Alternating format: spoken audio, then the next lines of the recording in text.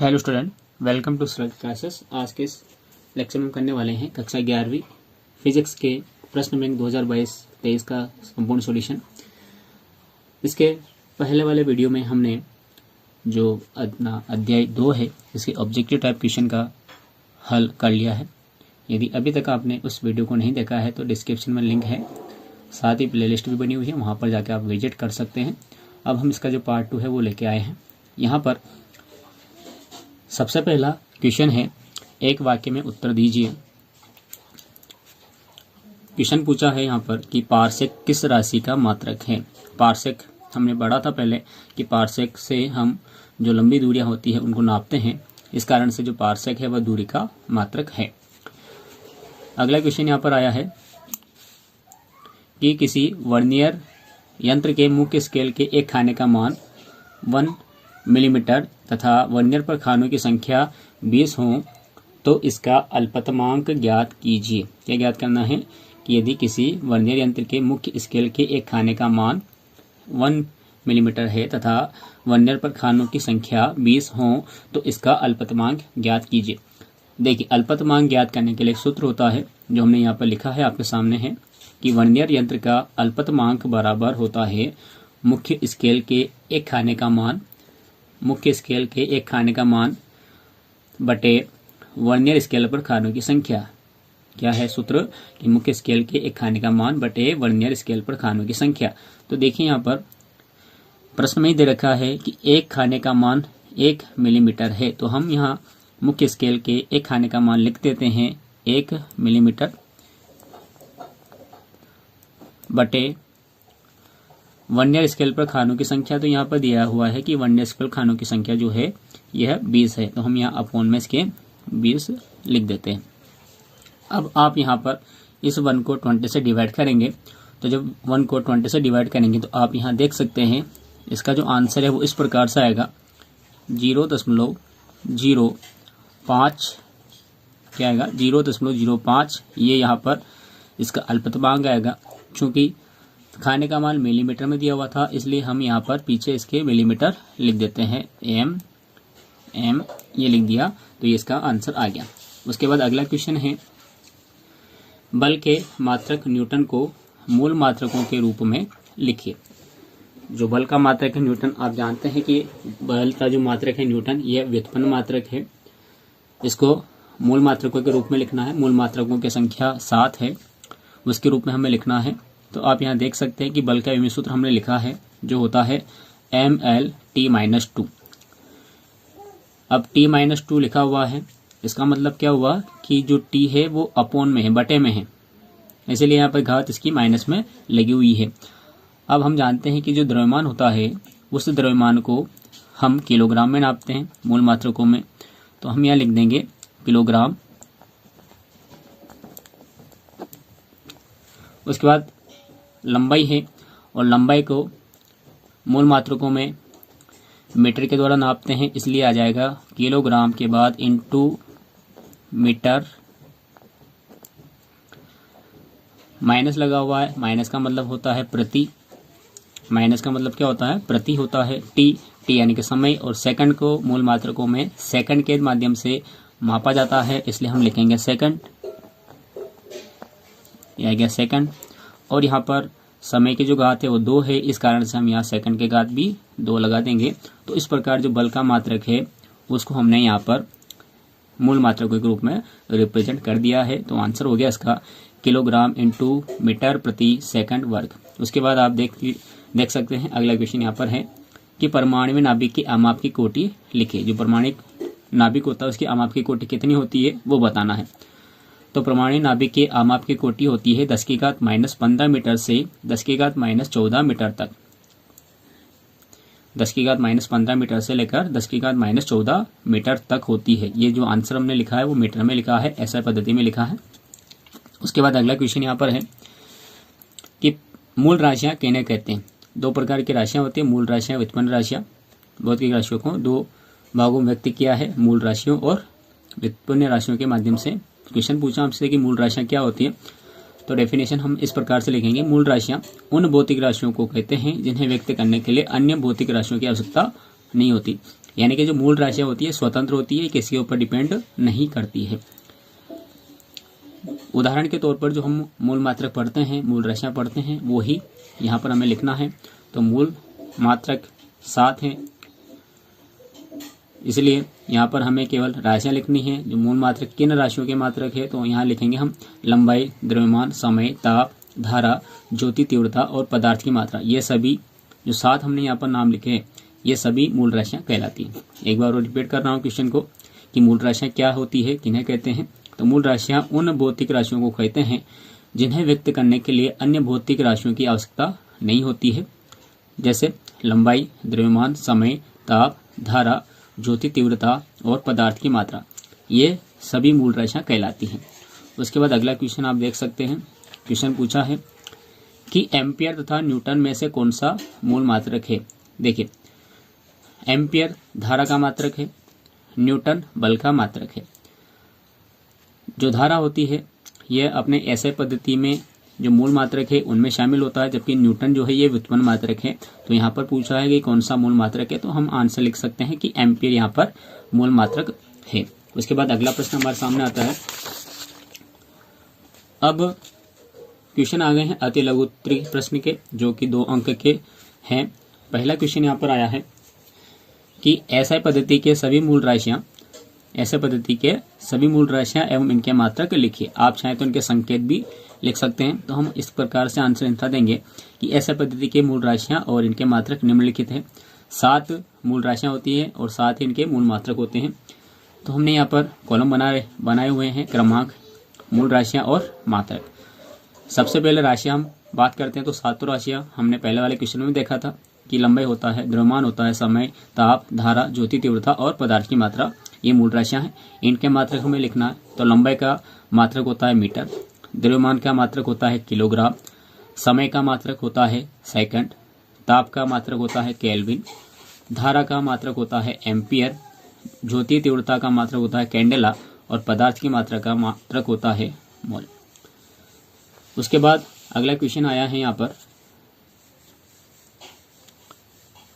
विमीय विश्लेषण की सीमाएं लिखे। अब विमीय विश्लेषण होता क्या है, तो देखिए, जब हम किन्हीं भौतिक राशि को x, y और z इन घातों के रूप में निरूपित करता है MLT के, तो इन्हें हम विमीय विश्लेषण या विमा पद्धति कहते हैं। तो इसकी सीमाएं क्या है, तो पहली सीमा ये है, हमने यहाँ पर इनकी 3 सीमाएं लिखी। इस कारण से लिखी, यदि मान लिया जाए कि क्वेश्चन 2 नंबर पर ना आते हुए 3 नंबर में आया, तो हमें 3 विशेषताएं, 3 सीमाएं वहां लिखनी पड़ेगी। इस कारण से तो विमीय विश्लेषण की सीमाएं, तो पहला है कि इनके द्वारा विमाहीन नियतांकों के मान ज्ञात नहीं किए जा सकते।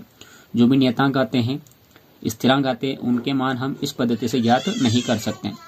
दूसरा यहाँ पर कि यदि कोई भौतिक राशि 3 से अधिक मूल राशियों पर निर्भर करती है, 3 से अधिक राशियों पर निर्भर करती है, तो इनके बीच में संबंध स्थापित नहीं किया जा सकता। अधिकतम 2 राशियों के बीच हम संबंध स्थापित इस विधि से कर सकते हैं, लेकिन 3 से ज्यादा के संबंध इससे स्थापित नहीं कर सकते। इस विधि से हम ये नहीं जान पाते हैं कि राशि सदिश है या अदिश। इस विधि से हमें ये नहीं पता चलता कि जो भौतिक राशि हम सॉल्व कर रहे हैं उसका विषय हमारे सामने है, तो वो भौतिक राशि सदिश होती है या फिर अदिश होती है, ये हम यहाँ पर नहीं जान पाते।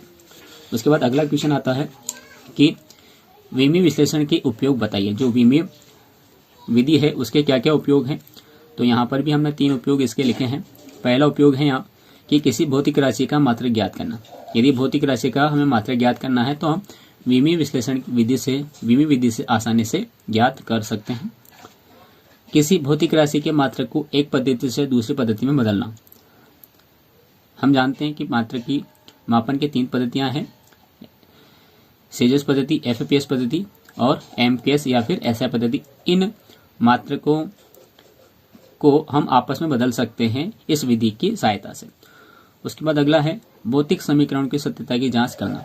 तो हम विमीय विश्लेषण के माध्यम से पता कर सकते हैं कि कौन सा समीकरण सत्य है, कौन सा समीकरण सत्य नहीं है। इसकी जांच भी हम यहाँ पर कर सकते हैं, जिसके उदाहरण हम आने वाले प्रश्नों में देखेंगे। अगला क्वेश्चन आया हमारे सामने कि कार्य और विकृति का विमीय सूत्र तथा मात्रक लिखिए। कार्य और विकृति का विमीय सूत्र भी लिखना है और इसका मात्रक भी लिखना है। आप देख सकते हैं कार्य का जो विमेय सूत्र होता है वो होता है ml2t-2। कार्य का विमेय सूत्र क्या होता है? ये होता है ml2t-2। अब मात्रक लिखना है तो कार्य का मात्रक आप जानते हैं, कार्य और ऊर्जा का जो मात्रक होते हैं वो सेम होते हैं, तो इस कारण से इसका मात्रक हो जाएगा जूल। कार्य का मात्रक क्या होता है? जूल होता है। ऐसा पद्धति की हम बात कर रहे हैं। उसके अलावा विकृति का विमेय सूत्र, तो देखिए विकृति जो है एक विमाहीन राशि है, तो न तो इसका कोई विमेय सूत्र होता है और ना ही कोई इसका मात्रक होता है। तो यहाँ हमने लिखा है कि m0 l0 t0 तीनों जीरो है, इसलिए विमाहीन राशि है।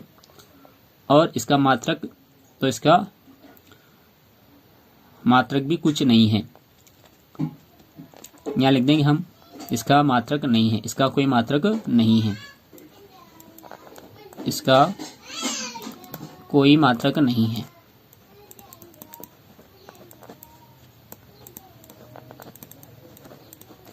मात्रक उनके होते हैं जिनका कोई ना कोई विमेय सूत्र होता है। तो विकृति का कोई भी विमेय सूत्र नहीं है और इसका कोई भी मात्रक नहीं है। उसके बाद अगला क्वेश्चन यहाँ पूछा है कि एक पारसेक में कितने खगोलीय एकक होते हैं। एक पारसेक दिया हुआ है, तो पारसेक में हमें बताना है कि इसका खगोलीय में कितना मान होता है, एक AU होता है। तो आंसर है कि एक पारसेक बराबर होता है 3.05 इंटू 10⁵ खगोलीय मात्रक। कितना होता है? तो एक पारसेक बराबर होता है 3.05 इंटू 10⁵ खगोलीय मात्रक, ये इसका मान होता है। उसके बाद अगले क्वेश्चन की ओर हम बढ़ते हैं।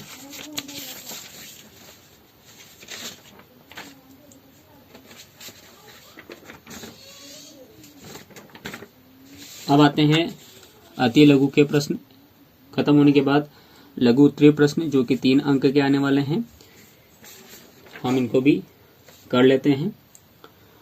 यहाँ पर पहला क्वेश्चन आया है आपके सामने कि समीकरण दिया हुआ है t = 2π√L/g, यानी कि t बराबर 2π अंडर रूट के अंदर L/g की शुद्धता की जांच कीजिए, जहां t सरल लोलक का आवर्तकाल है, L यहाँ पर उसकी प्रभावकारी लंबाई है और g यहाँ पर गुरुत्वीय त्वरण है। तो सबसे पहले जो भी यहाँ पर राशियां दी जाती हैं उनके हमें विमेय सूत्र यहाँ लिखने होते हैं। तो हम सबसे पहले यहाँ पर इनके विमेय सूत्र लिख लेते हैं। तो सबसे पहला क्या आया है? सरल लोलक का आवर्तकाल आया है, तो हम सरल लोलक के आवर्तकाल का विमेय सूत्र लिख लेते हैं। सरल लोलक के आवर्तकाल का विमेय सूत्र, आवर्तकाल t का विमेय सूत्र।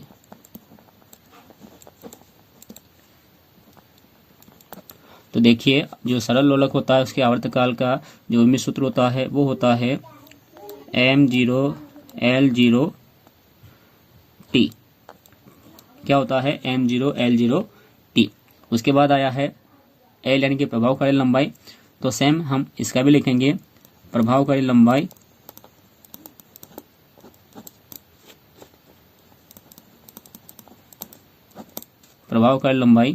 L का विमेय सूत्र।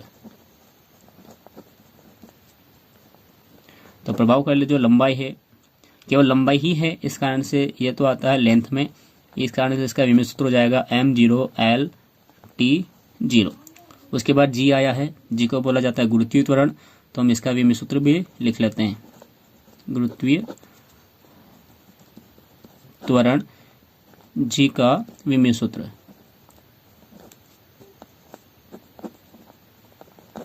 तो त्वरण है, तो त्वरण का विमेय सूत्र होता है m0 l t-2। मात्रकों का और विमेय सूत्रों का एक वीडियो भी बना रखा है, आप वहाँ से इनके विमेय सूत्र लर्न कर सकते हैं। इसकी जो लिंक है वो डिस्क्रिप्शन में आपको मिल जाएगी। ये हमने मात्रक यहाँ पर मात्रकों के जो भी मान दिए हुए थे उनके विमेय सूत्र हमने यहाँ पर लिख लिए। आप यहाँ देख सकते हैं, यहाँ साथ में 2π भी दिया हुआ है।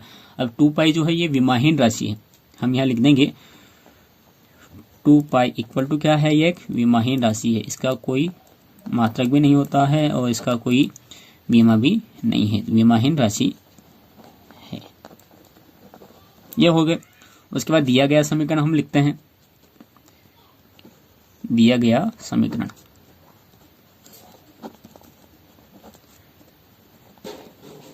तो क्या समीकरण दिया था, तो ये था t बराबर 2 पाई रूट L बाई जी, ये दिया हुआ था।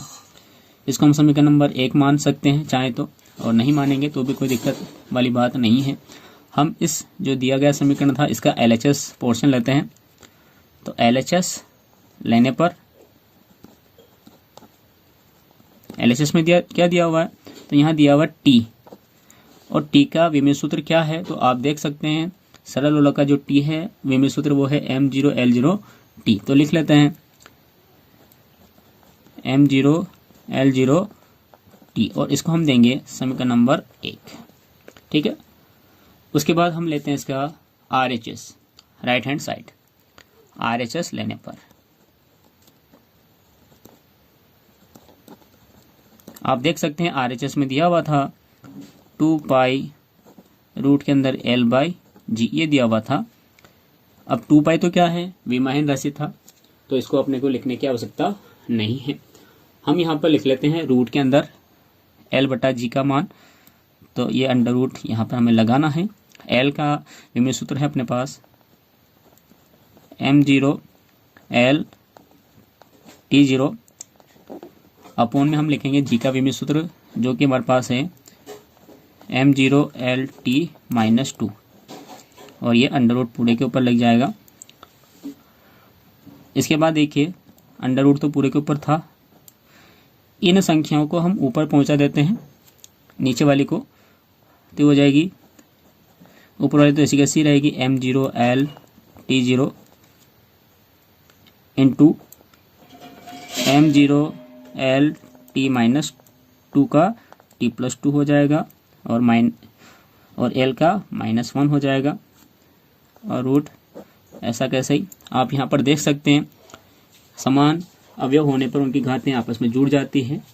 तो यहाँ पर अंडर रूट के अंदर यहाँ m की जो घात है वो देखिए यहाँ 0 है, और यहाँ m की घात 0 है, दोनों को हम प्लस करते हैं तो भी हमें m की घात 0 मिल जाएगी। फिर L की घात हमें देखना है, तो L की घात आप देख सकते हैं यहाँ पर कुछ भी नहीं है, मतलब यहाँ 1 है और यहाँ -1 है, इन दोनों को ऐड करेंगे तो L की घात भी हमें 0 मिल जाएगी। उसके बाद यहाँ पर t की घात 2 है प्लस की, और t की घात 0 है, तो हम यहाँ t की घात 2 लिख देते हैं। अब यहाँ पर क्या है, अंडर रूट लगा हुआ है। अंडर रूट का मतलब क्या होता है, जो घातें लगी हुई है उनकी आधी करके हमें बाहर निकालनी है, उनका रूट करना, स्क्वायर करना, स्क्वायर रूट करना उनका। तो यहाँ पर 0 का हाफ m0, फिर L0 का हाफ तो L0, और T2 का हाफ तो T1, तो जिसे 1 लिखने की हमें आवश्यकता नहीं है। तो यहाँ पर ये आ गया हमारे पास समीकरण नंबर 2। आप यहाँ देख सकते हैं आपके सामने कि समीकरण नंबर 1 में भी m0L0t आया है, और समीकरण नंबर 2 में भी हमारे पास m0L0t आया। तो इसका मतलब क्या हुआ, समीकरण 1 व 2 से, समीकरण 1 व 2 से ये हुआ कि यहाँ पर जो लेफ्ट हैंड साइड है और जो राइट हैंड साइड है ये दोनों की दोनों इक्वल आई है, अतः जो दिया गया संबंध था वो सत्य है। अतः दिया गया संबंध या समीकरण सत्य है। यदि ये लेफ्ट हैंड साइड और राइट हैंड साइड बराबर नहीं आते, इक्वल नहीं आते, तो हम यह कहते कि ये जो संबंध दिया है, पूछा है, ये असत्य है। उसके बाद अगला क्वेश्चन आता है आपके सामने। यहाँ पर पूछा है कि एक ही भौतिक राशि के भिन्न भिन्न मात्रकों का प्रयोग क्यों करते हैं।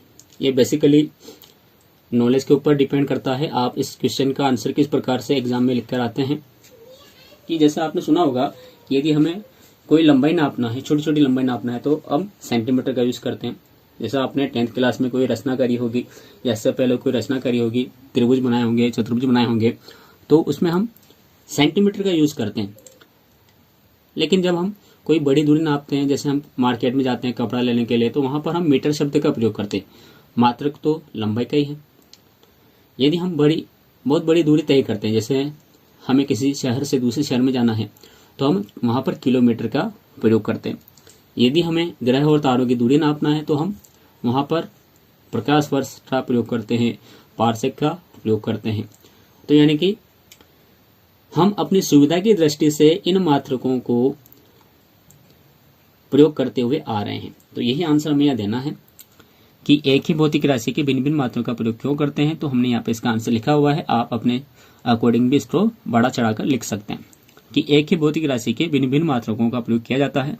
इसका मुख्य कारण यह है कि जैसे यदि हम लंबाई का ही उदाहरण लेते हैं तो हम पाते हैं कि इसके भिन्न भिन्न मात्रक जैसे कि मिलीमीटर, सेंटीमीटर, मीटर, किलोमीटर, प्रकाश वर्ष, पारसेक आदि होते हैं।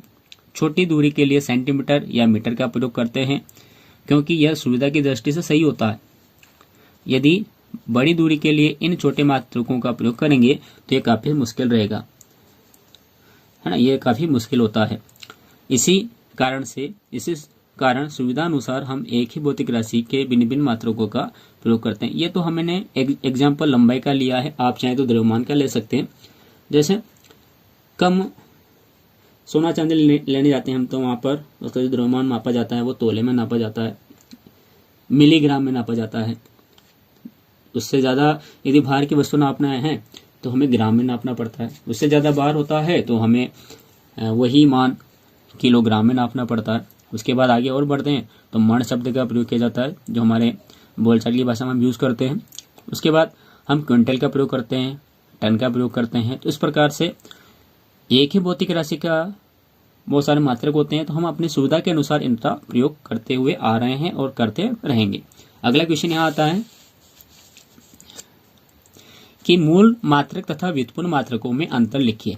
मूल मात्रक और व्युत्पन्न मात्रकों में अंतर हमें बताना है। तो इस प्रकार से देखिए, हमने पढ़ा था पहले, अभिशिष्ट सोल्व भी किया हमने कि मूल राशियां भी होती है और व्युत्पन्न राशियां भी होती हैं। तो मूल राशियों को मापने के लिए हम मूल मात्रकों का प्रयोग करते हैं और व्युत्पन्न राशियों को नापने के लिए हम व्युत्पन्न मात्रकों का प्रयोग करते हैं। तो एक अंतर तो हमारे पास यही हो गया। हम लिखेंगे यहाँ पर इस प्रकार से कि मूल मात्रक तथा व्युत्पन्न मात्रकों में अंतर निम्नलिखित है। यहाँ पर हमने क्रमांक डाल दिए, यहाँ मूल मात्रक लिख दिए, यहाँ पर हमने व्युत्पन्न मात्रक डाल दिए। पहला हमने अंतर लिखा कि मूल राशियों के मात्रकों को मूल मात्रक कहते हैं, मतलब मूल राशियां को हमें मापना है तो उन्हें हम मूल मात्रकों से नापते हैं, इसलिए हम उन्हें मूल मात्रक कहते हैं। और व्युत्पन्न राशियों को नापना है तो हम उनके मात्रकों को व्युत्पन्न मात्रक कहेंगे। तो यहाँ हमने लिखा व्युत्पन्न राशियों के मात्रकों को व्युत्पन्न मात्रक कहते हैं। मूल मात्रक जिस प्रकार से राशियां स्वतंत्र होती है उसी तरह से ये मूल मात्रक भी स्वतंत्र होते हैं, तो ये स्वतंत्र होते हैं। व्युत्पन्न राशियां डिपेंड करती थी मूल राशियों पर, इसी कारण से व्युत्पन्न मात्रक भी डिपेंड करेंगे मूल मात्रकों पर। तो हमने लिखा यहाँ पर ये मूल मात्रक पर निर्भर करते हैं। मूल मात्रकों की संख्या 7 है जबकि व्युत्पन्न मात्रकों की संख्या असीमित है। एक बार वो समझ लेते हैं मूल मात्रकों में और व्युत्पन्न मात्रकों में अंतर। मूल राशियों के मात्रकों को मूल मात्रक कहा जाता है और व्युत्पन्न राशियों के मात्रकों को व्युत्पन्न मात्रक कहा जाता है। ये स्वतंत्र होते हैं और ये मूल मात्रकों पर निर्भर करते हैं। इनकी संख्या 7 है जबकि इनकी संख्या असीमित है। इसके बाद अगला क्वेश्चन आता है, क्वेश्चन नंबर 4।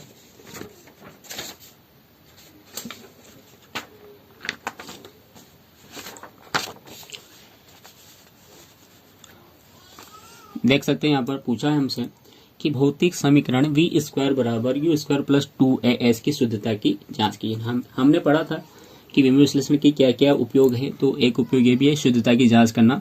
देखिए हम इसको किस प्रकार से करेंगे। सबसे पहले यहाँ पर जो समीकरण दिया हुआ है इसके अंदर जो भी अवयव आए हुए हैं, जैसे v आया, u आया, a आया और s आया, तो इन सभी के विमित सूत्र हम यहाँ पर लिख लेते हैं। तो देखिए सबसे पहले हम यहाँ लिख लेते हैं u को बोला जाता है प्रारंभिक वेग, तो हम यहाँ लिख लेते हैं यहाँ प्रारंभिक वेग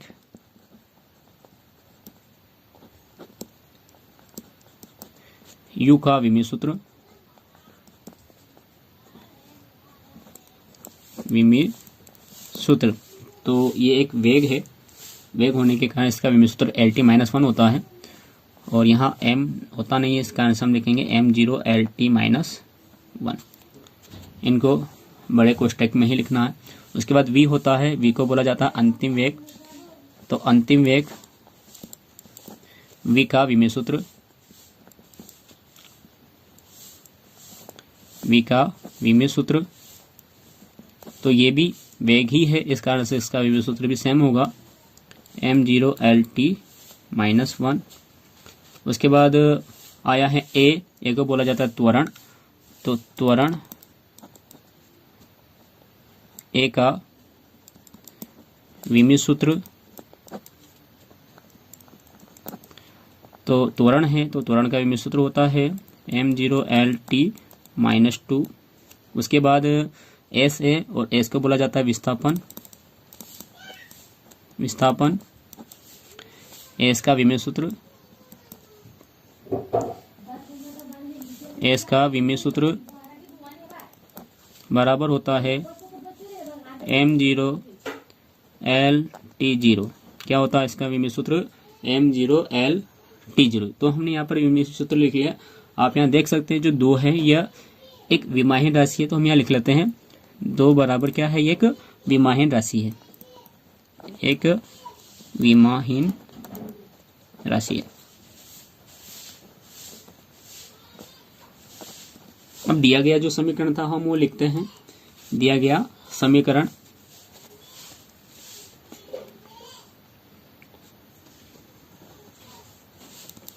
दिया गया समीकरण, क्या समीकरण दिया हुआ था? तो ये दिया हुआ था v² बराबर u² + 2as, ये हमें दिया हुआ था। तो हमें सबसे पहले इसका लेफ्ट हैंड साइड लेना है, फिर उसके बाद हमें इसका राइट हैंड साइड लेना है। तो हम यहाँ पर इसका लेफ्ट हैंड साइड लेने पर लिखते हैं LHS, लेने पर LHS लेते हैं इसका, तो ये है v²। तो v का विमीय सूत्र हमें लिखना है। तो v का विमीय सूत्र क्या था? तो आप देख सकते हैं v का विमीय सूत्र था m0L/t - 1। लिखें यहाँ पर, लिखा हमने m0L/t - 1, ऊपर स्क्वायर लगा हुआ तो यहाँ स्क्वायर लगा देते हैं और स्क्वायर का इंटू इसकी घातों में कर देते हैं। आप देख सकते हैं यहाँ पर m की घात 0 है और 0 का इंटू हम 2 से करेंगे तो ये आ जाएगा m0। l की घात कुछ नहीं है मतलब 1 है और 1 का इंटू 2 से करेंगे तो l की घात 2 आ जाएगी। फिर t की पावर यहाँ -1 है और -1 का इंटू हम 2 से करेंगे तो यहाँ माइनस के 2 आ जाएंगे और इसको हम दे देंगे समीकरण नंबर 1। तो इस प्रकार से हमने लेफ्ट हैंड साइड की वैल्यू निकाल ली है। अब हम निकालते हैं वैल्यू इसके राइट हैंड साइड की। लिखें हम राइट हैंड साइड लेने पर यानी कि RHS लेने पर, RHS लेने पर, RHS लिया जो दिया हुआ था u² + 2as। लिखें हम यहाँ पर u² जो विमीय सूत्र इसका वो लिखते हैं यहाँ पर जो है m0L/t - 1। u की पावर 2 है तो हमें यहाँ पर इस विमीय सूत्र जो लिखा है हमने इसकी पावर भी 2 लगा देते हैं, प्लस फिर 2 विमाहीन राशि था हटा दिया इसको। a यानी कि त्वरण, इसका विमीय सूत्र होता है m0L/t - 2। क्या होता है? m0L/t - 2। उसके बाद विस्थापन है, विस्थापन का विमीय सूत्र हमने लिखा है भी, वो लिखना है यहाँ पर जो होता है m0L/t0। यहाँ पर देखिए ये तो सिंपल है तो इसकी जो 2 घात है उनको अंदर भेजना है, अंदर गुणा कर देना है घातों से। और यहाँ पर इनटू में है दोनों चीज़ें कैसे है? इनटू में, तो इनकी घातें हम जोड़ देंगे। तो यहाँ पर आएगा m की घात 0 है, यहाँ 2 है तो 0 का इंटू 2 से करेंगे तो m की पावर 0 ही रहेगी। l की पावर 1 है और इसका इंटू 2 से करना है तो l की पावर 2 हो जाएगी। t की पावर -1 है, -1 का इंटू 2 से करेंगे तो t की पावर -2 हो जाएगी। बीच में प्लस है, प्लस। आपको क्या करना है? सिस्टमेटिक आगे बढ़ते हुए जाना है, सवाल आपका जो डेरिवेशन है वो सही हो जाएगा। उसके बाद आगे हम बढ़ें, यहाँ पर क्या हमें घातें जोड़ना है। तो m की घात यहाँ 0 है और m की घात यहाँ पर भी 0 है तो 0 + 0 किया तो हमें m की घात 0 मिला। यहाँ l की पावर 1 है, यहाँ भी l की पावर 1 है तो 1 + 1 किया तो हमें l की पावर 2 मिल गया। तो यहाँ लिख देंगे l की पावर 2। t की पावर -2 है और t की पावर यहाँ पर 0 है, घातें हमने जोड़ी तो टी की पावर -2 मिल गया। अब देखिए ये दोनों जो मान आए हैं, दोनों जो विमेय सूत्र हमारे पास यहाँ मिले हैं हमें, ये दोनों सेम हैं। जब कोई दो संख्या सेम होती है हम उसको जोड़ते हैं तो वो डबल हो जाती है, दो गुनी हो जाती है। जैसे हम x + x करते हैं तो 2x होता है, तो वैसे ही ये विमेय सूत्र भी ट्वाइस हो जाएंगे। तो हम यहाँ लिख देंगे इसको twice of 2 of m0 L2 और t-2। क्या हो गया, दोनों डबल हो गए। ये x + x से जोड़ते हैं तो 2 होता है, तो ठीक वैसे ही ये दोनों भी यहाँ जुड़ गए हैं, तो 2m0 L2 t-2 हो गया। अब यहाँ देख सकते हैं वापस से 2 आया, और हमने स्टार्टिंग में लिखा है कि 2 एक विमाहीन राशि है, तो यहाँ भी हम हटा देंगे। यहाँ साइड में लिख देते हैं कि चूंकि 2 एक विमाहीन राशि है, 2 एक विमाहीन राशि है, तो इसको हटा देंगे। तो यहाँ आ जाएगा ये m0 L2 t-2। क्या आ गया ये m0 L2 t-2, और इसको देंगे हम इक्वेशन नंबर 2। आप यहाँ देख सकते हैं जो इक्वेशन 1 है उसमें भी आया हमारे पास m0 L2 t-2, और जो समीकरण 2 है यहाँ पर भी आया हमारे पास m0 L2 t-2। इसका मतलब क्या हुआ, इसका मतलब ये हुआ कि LHS और RHS दोनों ही इक्वल हैं। तो हम यहाँ लिख देते हैं समीकरण 1 व 2 से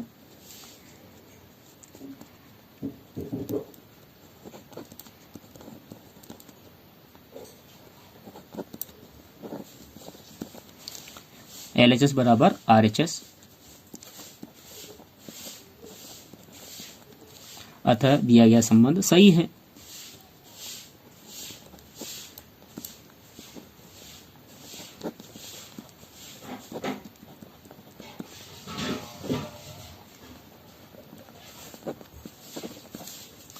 तो इस प्रकार से इसका जो सॉल्यूशन है वो हमने यहाँ पर कर लिया। हमने देखा कि यहाँ पर जो संबंध है वो बिल्कुल सत्य है। यदि ये बराबर नहीं आते, दोनों पक्ष LHS और RHS बराबर नहीं आते, तो हम यहाँ लिख देते कि ये संबंध जो है ये गलत है, असत्य है।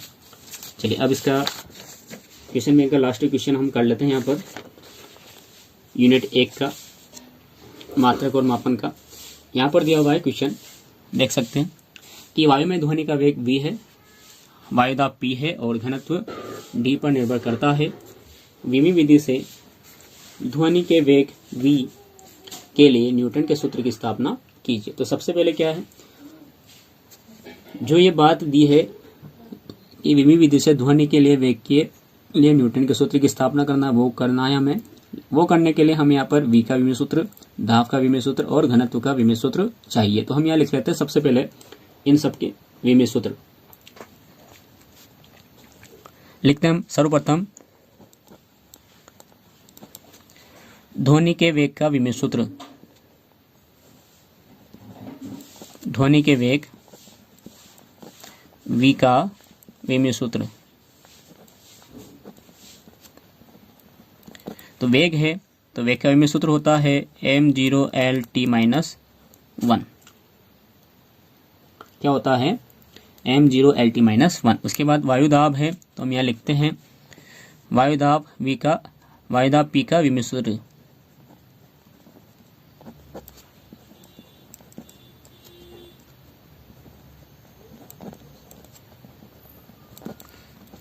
तो वायुदाब P का विमेय सूत्र होता है ml-1 t-2,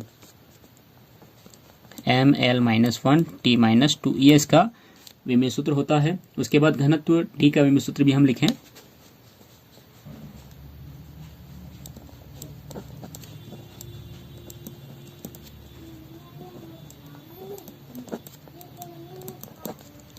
तो लिखा हमने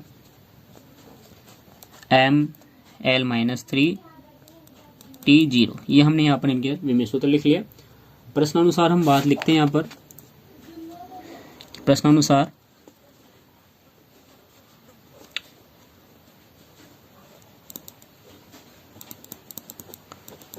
क्या बोला है कि ध्वनि का वेग v वायुदाब P और D पर निर्भर करता है। मतलब क्या हुआ, मतलब ये हुआ कि v प्रोपोर्शनल टू P की पावर x और D की पावर y। हमें नहीं पता कि यहाँ पर P रूट में आएगा, पी घातों में आएगा, नहीं पता, इसलिए हमने पी की पावर x और डी की पावर हमने y लिखे यहाँ पर। इसको हम दे देंगे समीकरण नंबर 1, क्योंकि फाइनली हमें आंसर यही निकालना है। अब देखिए, समानुपाती या अनुक्रमानुपाती होता है तो उसे हमें हटाना पड़ता है, तो इसको हटा देते हैं। तो यहाँ एक नियतांक आ जाएगा k।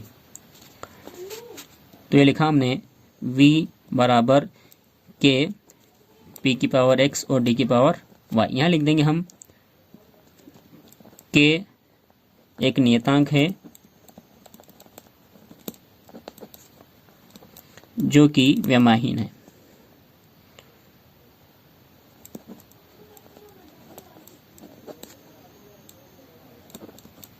जब विमाहीन है तो हम इसको हटा देंगे और इन सबका जो विमेय सूत्र हमने लिखा है उन वैल्यूज को रखकर उनके घातें x y हम लगा देंगे जो मान यहाँ पर दिए गए हैं। सबसे पहले v का विमेय सूत्र हमें लिखना है। तो v हो गया, देखिए m0 LT - 1 equal to p का विमेय सूत्र हम यहाँ लिखेंगे जो कि है ml - 1 t - 2 की पावर x कर देंगे, और यहाँ पर d जो है ml - 3 t0 इसकी पावर कर देंगे y। उसके बाद प्रोसेस वही करना है, सबसे पहले घातों को हल करना है, उसके बाद इनको घातों को ऐड कर देंगे। आगे का पोर्शन एज इट इज चलेगा।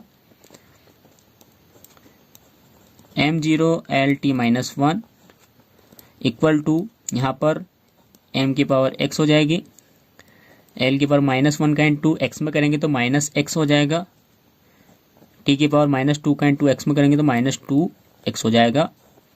फिर इधर y का इंटू करना है, y का कर देते हैं तो m की पावर y हो जाएगी, l की पावर -3 है, y का इंटू करेंगे तो l की पावर -3y होगा, और t की पावर 0 है तो यहाँ भी 0 आ जाएगी। अब घातों को हम जोड़ देते हैं, तो ये हो गया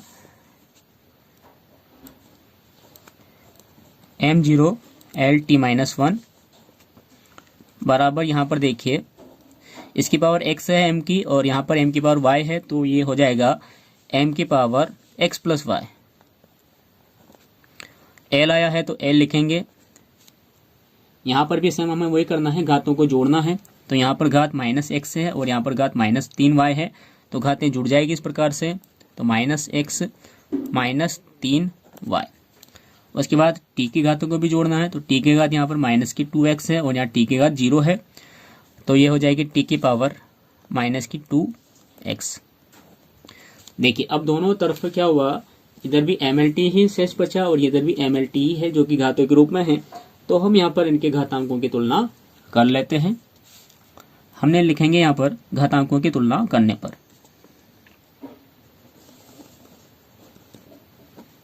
घातांकों की तुलना करने पर दोनों पक्षों में घातांकों की तुलना करेंगे। आप यहाँ देख सकते हैं कि यहाँ m की पावर x + y है और यहाँ m की पावर 0 है। मतलब क्या हुआ कि x + y = 0, x + y = कितना हुआ, 0 हुआ। आगे देखें, l की पावर यहाँ -x -3y है और यहाँ l की पावर कुछ नहीं मतलब 1 है, तो इसकी तुलना इसके साथ में की हमने, तो ये हो गया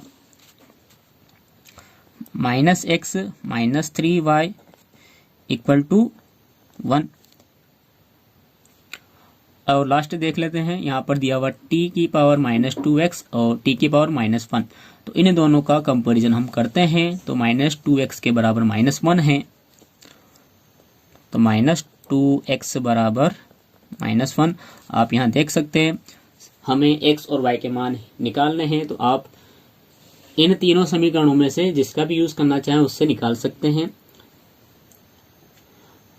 मैं यहाँ पर निकाल रहा हूँ इस लास्ट वाली जो इक्वेशन बनी है इसके माध्यम से, क्योंकि इसमें केवल एक ही अवयव है x, तो आसानी से निकल जाएगा। आप चाहें तो इन दोनों को विलोपन विधि से, प्रतिस्थापन विधि से या वज्र गुणन विधि से हल करके भी x और y के मान निकाल सकते हैं। तो देखें यहाँ पर x की वैल्यू निकालने तो -2 इसके अपॉन में जाएगा, तो हम लिखेंगे x = -1/-2, तो माइनस से माइनस कट गया, तो x की वैल्यू आई अपने पास 1/2। जब x की वैल्यू आ गई है तो आप y की वैल्यू आसानी से निकाल सकते हैं। या तो इस x का मान यहाँ पर रख दें या इस x का मान यहाँ पर रख दें। तो हम इसमें रख रहे हैं x का मान रखने पर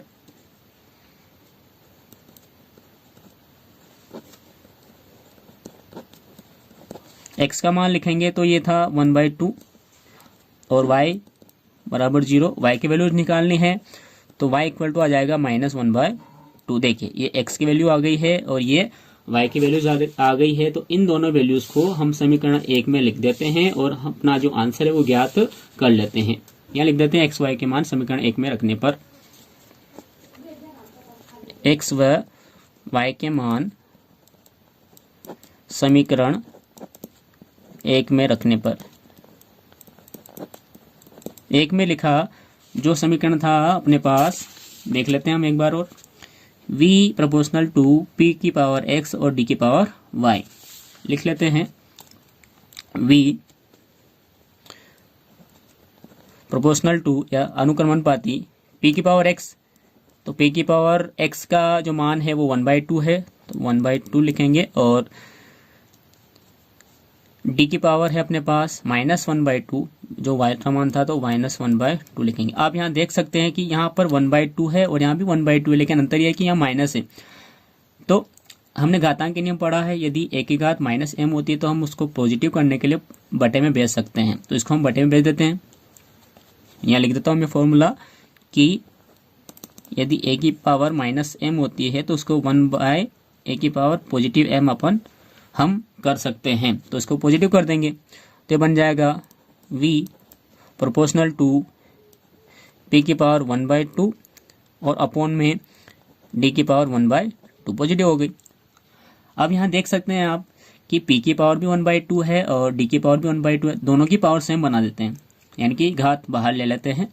तो बन जाएगा ये v प्रोपोर्शनल टू p/d और इन दोनों की जो पावर है वो 1/2 हम यहाँ पर लगा देते हैं। और साथ ही एक रूल और है, आप देख सकते हैं यहाँ पर कि यदि a की पावर 1/2 होती है तो हम उसको √a कर सकते हैं। क्या कर सकते हैं? यदि a की पावर 1/2 होती है तो हम उसकी घात को रूट में बदल सकते हैं। तो ये 1/2 इन दोनों की पावर है, तो इसका मतलब क्या होगा कि ये दोनों संख्याएं रूट के अंदर आ जाएगी। तो हम लिख देते हैं यहाँ पर v प्रोपोर्शनल टू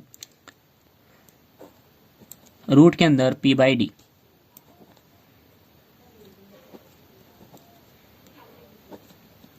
तो ये जो संबंध था वो हमें प्राप्त हो चुका है और यही इस क्वेश्चन के आंसर हैं।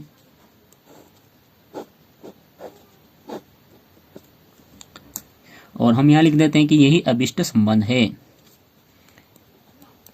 यही v p व d में अभिष्ट संबंध है।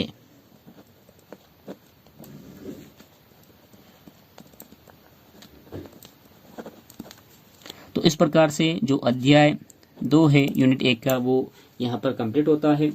आई होप आपको जो वीडियो है वो अच्छा लगा होगा।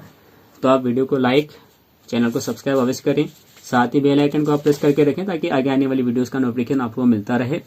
और इसकी जो प्रश्न बैंक है वो हम बहुत जल्द ही पूरी कर लेंगे।